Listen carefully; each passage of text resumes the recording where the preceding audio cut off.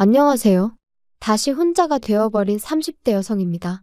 그리고 오늘은 어디 가서 말하자니 제 얼굴에 침 뱉기 같아 하지 못했던 제 이야기를 해보려고요. 사실 친정어머니가 살아계셨다면 어머니를 잡고 하소연이라도 했을 텐데.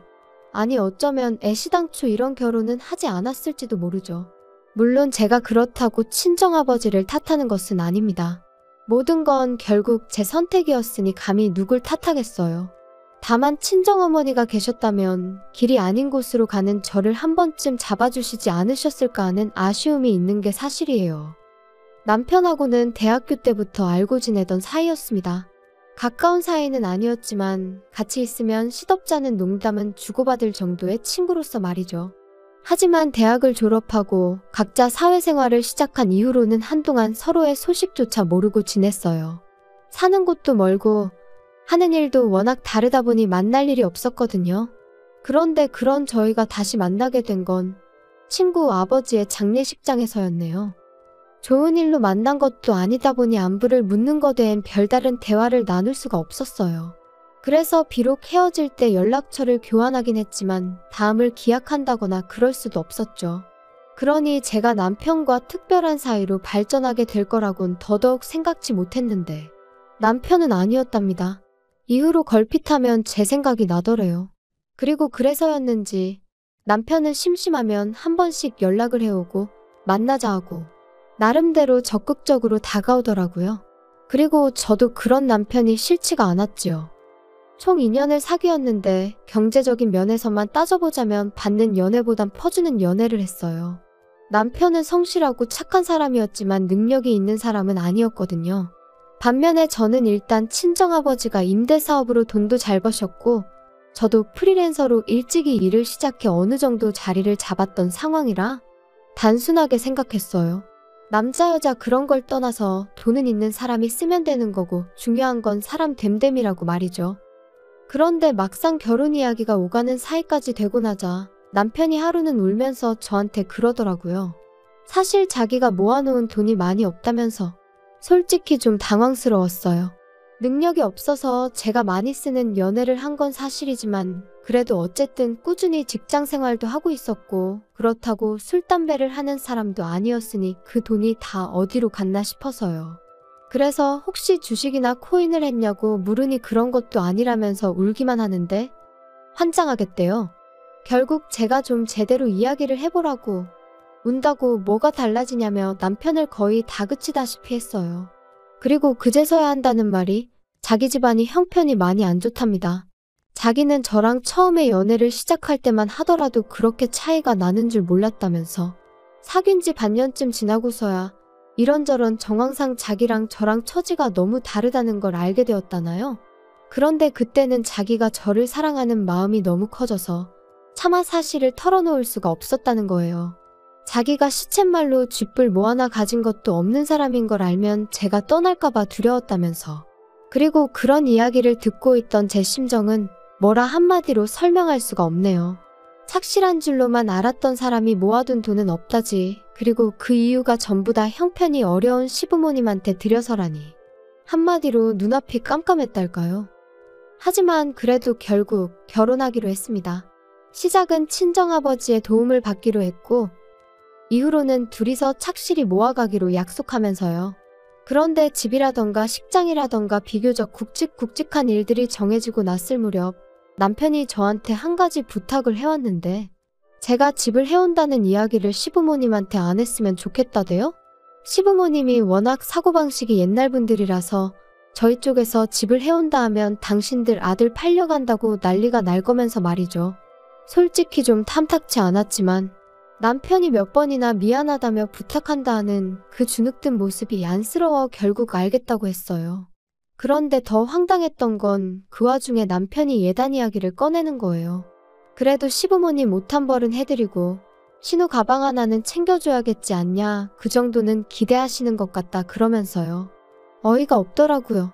나는 집까지 해가면서 말도 못하고 금반지 하나 해준다는 소리도 못 들었는데 그래서 이런 와중에 이거저거 입맛대로 다 따져야겠으면 결혼 자체를 다시 생각해보자 했습니다.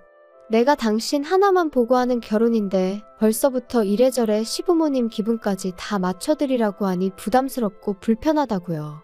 그러니까 남편이 자기가 생각이 짧았다며 미안하다고 바로 꼬리를 내리대요? 그래서 처음이자 마지막이라고 한 번만 참아주기로 했죠. 지금 생각해보면 그냥 그때 헤어졌어야 하는데. 아무튼 그렇게 저희는 결혼을 했고 친정아버지께서 마련해주신 20평대 아파트에서 신혼살림을 시작했습니다. 남편이 자기는 아파트에 처음 살아본다면서 너무 좋다 소리를 연신해댔고 집들이 때 오신 시부모님도 집 좋다 소리를 연발하시대요. 하지만 말끝마다 우리 아들이 능력이 좋아서 이런 집도 샀다 하시는 건 솔직히 듣는데 좀 짜증이 났어요. 도대체 남편이 이 집을 시부모님한테 어떻게 설명한 건가 싶고. 게다가 제가 앞서 말씀드렸다시피 저는 프리랜서였기에 보통 집에서 일을 보는 경우가 잦았습니다. 그래서 방 한 칸을 제 오피스로 만들어 놨었거든요. 그런데 그걸 시부모님이 보시고는 얼마나 못마땅해 하셨는지 몰라요.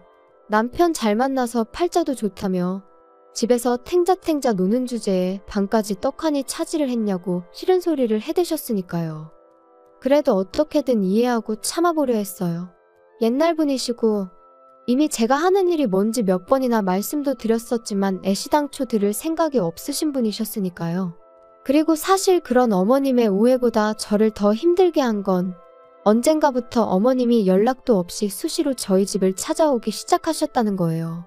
물론 당시 시댁 식구들이 살던 집이 문제가 있기는 했어요. 오래된 반지하라서 집안 곳곳에 곰팡이도 많이 피어있고 그래서 신우는 걸핏하면 친구네 집에서 신세를 지기 일쑤였지요. 그리고 저도 그런 사실을 알았을 땐 당연히 마음이 안 좋았어요. 하지만 결혼한 이후에도 남편이 벌어오는 300이 안 되는 그 월급 중 200 가까이가 이미 시댁에 들어가고 있었으니 저까지 뭘 더해드리고 싶지는 않더라고요. 말이 나왔으니 말이지만 결혼할 때만 하더라도 남편은 분명히 시댁에 드리는 돈을 줄여나가겠다고 했는데 한 번도 지켜진 적이 없었습니다. 예상치 못한 시부모님의 병원 방문을 핑계로, 신우의 학업을 핑계로, 심지어는 물가를 핑계로 말이에요. 그리고 그럼에도 불구하고 저 단 한 번도 남편에게 그 일로 타박한 적 없습니다. 남편 속은 오죽하겠나 싶었으니까요. 아무튼 상황이 그렇다 보니 어머님은 걸핏하면 저희 집에 오시기를 좋아하셨어요. 말씀으로는 저희 집에 오면 해가 잘 들어서 머리도 맑아지고 건강해지는 기분이라나요? 하지만 문제는 도통 집에 가실 생각을 안 하셨다는 거지요.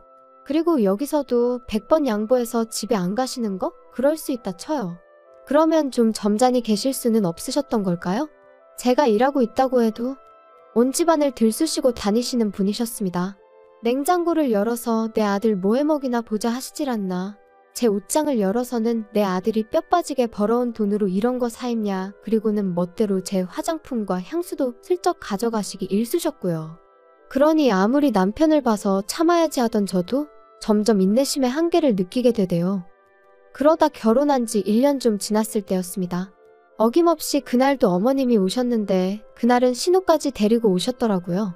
그리고 저는 두 사람이 밖에 서 있는 걸 확인했지만 문을 열지 않았어요. 아니 정확히 말하자면 현관 비밀번호도 바꾸고 저도 집에 없는 척을 한 거죠. 반년 넘게 남편에게 시댁 식구들이 멋대로 집에 드나들지 못하게 해달라고 했지만 자기 식구들 사는 걸 보고도 그렇게 매정하게 나올 수 있냐며 오히려 저를 인색한 사람으로 몰아갔기에. 그래서 몇 번이나 싸우고 참기를 반복했었습니다.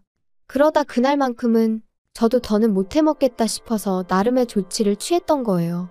그리고 그렇게까지 하면 솔직히 어머님이고 누구고 그냥 포기하고 떠날 줄 알았거든요. 그런데 좀 있다 웅성거리는 소리가 나더니 드릴 소리라고 해야 하나? 놀라서 현관을 열었더니 어이가 없게도 열쇠 수리공이 저희 집 현관을 따려고 하고 있던 거죠. 그 사람도 놀라고 저도 놀라고 황당해서 이게 무슨 경우냐니까 어머님과 신우가 적반하장으로 나왔습니다. 집에 있으면서 문도 안 열고 어떻게 시댁 식구들을 문전박대하느냐면서 그리고는 제 어깨를 밀치고 그냥 집 안으로 밀고 들어오더라고요. 신우는 마치 자기 집이라도 되는 양 자기 핸드백을 거실 소파에 휙 던지고선 안방으로 향했습니다. 그래서 제가 안방을 막아서고는 아가씨가 저희 안방에 무슨 볼 일이 있어서 여길 또 들어가려고 해요. 안 돼요. 구경 좀 하는 건데 뭘 안 된대. 비켜요. 구경만 한다니까? 내가 보여주기 싫다는데 왜 그래요? 어머, 웃긴다. 언니 혹시 안방에 뭐 숨겨놨어요? 남자라도 숨겨놨나? 혹시 그래서 현관도 안 열어준 거 아니야? 말이라고 하면 단 줄 알아요? 모 눈엔 뭐만 보인다더니. 지금 말 다 했어?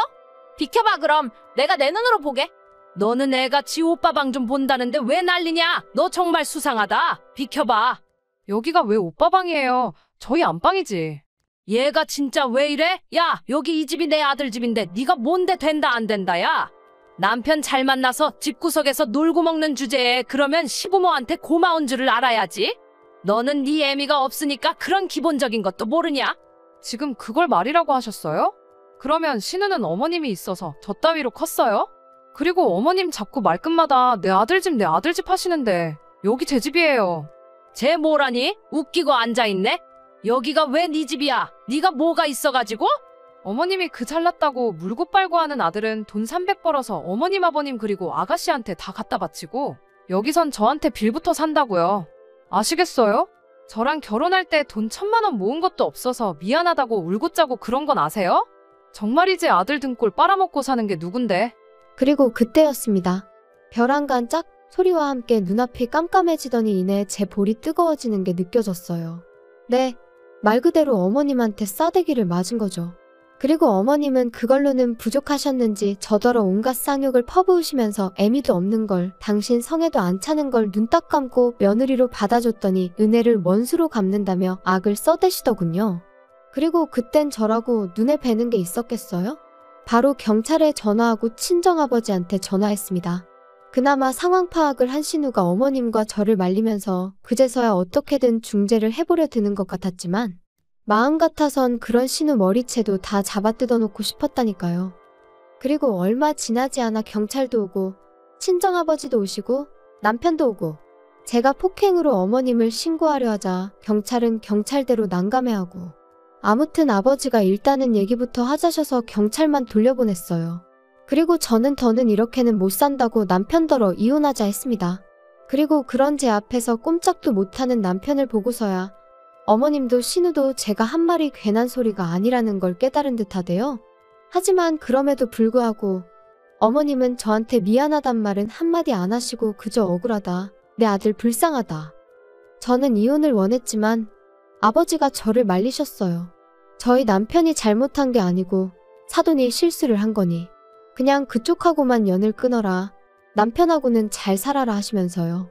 그리고 남편에게는 다시는 이런 일이 없어야 할 거라며 처음이자 마지막으로 경고를 남기시대요. 사실 그간에도 제가 시부모님이나 신우로 속상한 일이 있으면 미주알 고주알까지는 아니어도 그냥 힘들다는 정도는 아버지한테 털어놓곤 했었는데 그때마다 아버지는 그래도 남편한테 싫은 소리는 한 번도 하신 적이 없으셨습니다. 장인이 사위한테 자꾸 싫은 소리 해봤자 저희 결혼 생활에 좋을 것도 없고 나중에 결정적일 때는 당신 말이 별로 효과가 없을 거라면서 말이에요. 그런데 그런 아버지께서 남편더러 조심하란 말씀을 하셨다는 건 정말 벼르고 계시단 뜻이었는데 멍청한 제 남편은 그걸 그렇게 알아듣질 못했던 모양입니다. 남편은 저에게 시부모님과는 왕래하지 않아도 좋다 했고 저는 그 말을 철석같이 믿었습니다. 그래서 남편과 결혼 생활을 이어가기로 했고요. 그런데 그 일이 있고 몇 달 뒤 아버님이 돌아가셨어요. 하루아침에 심장마비로 말이에요. 그리고 황망한 아버님의 죽음 앞에 그때만큼은 어머님에 대한 미움이고 뭐고 그런 개인적인 감정을 떠나 제 할 도리는 해야겠다 싶대요. 게다가 아버님이 돌아가시기 직전 신우는 신우대로 사귀는 남자랑 동거를 하기로 했다며 집을 나간 상황이었거든요. 그래서 어쩔 수 없이 자의반 타의반 어머님과의 왕래가 다시 시작되었습니다. 그런데 왜 사람은 하나를 주면 그 하나에 고마워하지 못하고 2개를 3개를 바라는 건지. 얼마나 살가운 만남은 아니었지만 한 달에 한 번 정도 만나 밥 먹고 이따금 통화 정도는 하는 정도였어요. 어머님은 아버님이 돌아가신 이후로 외롭다는 말을 입에 달고 사셨지만 그 외로움은 제가 채워드릴 수 있는 것이 아니었고 막말로 자식이 없으신 분도 아니고 남편 있지 신우 있지 제가 굳이 나서야 할 이유가 없었죠.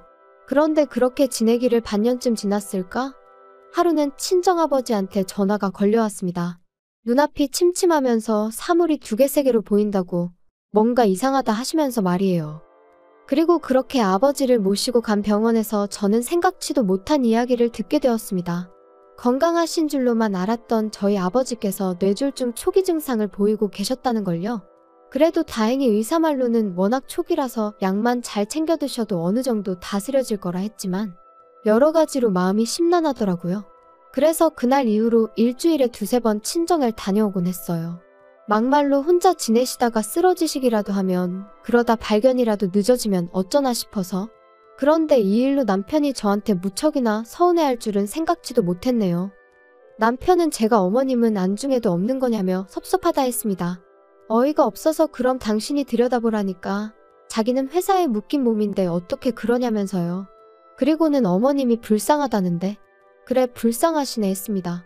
우리 아버지와 자식이라곤 나 하나뿐이지만 어머님은 당신도 있고 신우도 있는데 둘 다 나 몰라라니 참 불쌍하셔. 얄미워서 그러고 쏘아붙였지요. 그리고는 저도 남편에게 한마디 했어요. 장인어른이 아프다는데 당신이야말로 전화 한 통 드려봤냐, 얼굴을 한번 뵈러 가봤냐. 그러니까 자기가 피곤해서 그런 거지 뭐 걱정을 안 하는 게 아니라나요? 말을 하면 할수록 짜증이 나서 그러니까 당신은 어머님한테 잘하고 나는 내 아버지한테 잘하면 되는 거라고 서로 이래라 저래라 간섭하지 말자 했어요. 그랬더니 저더러 정없네. 못됐네. 그래도 그쯤 했으면 저는 솔직히 남편이 알아들었을 줄 알았습니다. 그리고는 적어도 저를 더는 자극하지 않을 줄 알았지요. 그런데 웬걸요 그날도 아버지를 뵈러 집에 다녀왔는데 현관에 큰 캐리어가 2개 세워져 있고 집안에서 음식 냄새가 진동을 하는 거예요. 그래서 이게 무슨 일인가 하고 보니 어머님이 와 계셨습니다. 그리고는 남편이 선수치듯 어머님이 너무 외로워하셔서 이러다 어머님 어떻게 되시는 거 아닌가 싶어서 자기가 억지로 모시고 왔다나요? 어이가 없어서 남편을 쳐다보고만 있었어요.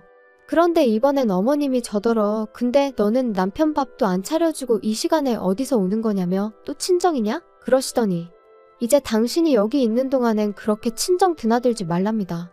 그리고는 정말이지 네 애비도 어지간하다. 겉딸을 시집을 보냈으면 남편한테 잘해라, 시부모한테 잘해라 해야지. 어째서 하루가 멀다 하고 드나들게 만든다니? 아버지가 부르셔서 가는 거 아니고 제가 가고 싶어서 가는 거예요. 너는 내가 혼자 있어서 외롭다 할 때는 코빼기도 안 비추더니 참 대단한 효녀다 효녀야. 그건 저한테 하소연하실 게 아니라 어머님 아들하고 딸한테 하셔야죠. 너는 무슨 말을 그렇게 하냐 예의 없게. 우리가 잘하는 거랑 네가 잘하는 거랑 같아? 내가 잘하는 것보다 당신이나 당신 여동생이 잘하는 게 중요하지 안 그래? 그리고 내가 그럴 마음이 없는데 뭘 자꾸 잘해라 말아야? 진짜 그만 좀 해라. 그거 뺨 한 대 맞은 걸로 언제까지 우리 엄마 죄인 취급할래? 적당히 좀 해.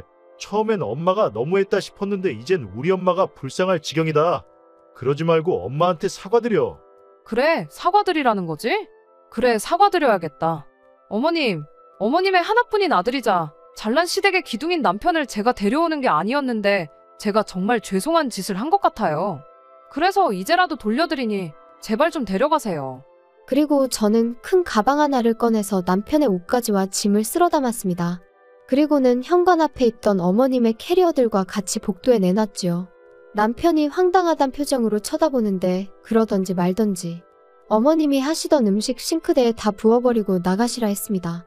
그렇게 외로워하셨으니 아들도 데리고 가시라고. 저도 어디서 그런 힘이 나왔는지 모르겠는데 정말 있는 힘껏 2사람을 집 밖으로 밀어냈다니까요. 그리고는 저도 저대로 짐 챙겨서 아예 친정으로 가버렸어요. 그리고 이튿날부터 남편과 어머님이 번갈아 가며 연락을 해왔는데 아주 자기들끼리 용서를 해준다고 했다가 또 자기들이 뭘 그렇게 잘못했냐고 했다가 이랬다 저랬다 말 바꿔가며 사람을 얼마나 귀찮게 하던지요. 하지만 남편에게는 변호사 통해서만 이야기하자고 통보해놓고 이후로 정말 그렇게 했어요. 그러니까 남편도 처음엔 난리를 치더니 나중엔 방법이 없다 싶었는지 순순히 이혼해주겠다대요. 아마 자기도 변호사 만나보고 방법을 찾아보려 했겠죠. 그런데 없었겠죠. 애시당초 자기가 이 가정에 기여한 바도 없고 제가 위자료 내놓으라고 안 하니 그것만으로도 어쩌면 감지덕지였을지도요. 아무튼 그래서 이제 남남이 되었고 어머님은 그제서야 당신이 미안했다면서 뭐 우리 이제 다 내려놓고 처음부터 다시 시작해보자는 무슨 말 같지도 않은 소리를 하시던데 제가 그런 말이 귀에 들어오기나 했겠어요? 그냥 지치고 지겹고 힘들다고 그만 괴롭히시라 했네요. 제가 내린 결정에 후회는 없습니다. 미련하리만치 남편을 품어주고 최선을 다했으니까요. 이제 이 글을 마지막으로 제 인생에서 남편이고 시댁 식구들이고 제 기억 속에서 날려버릴 겁니다.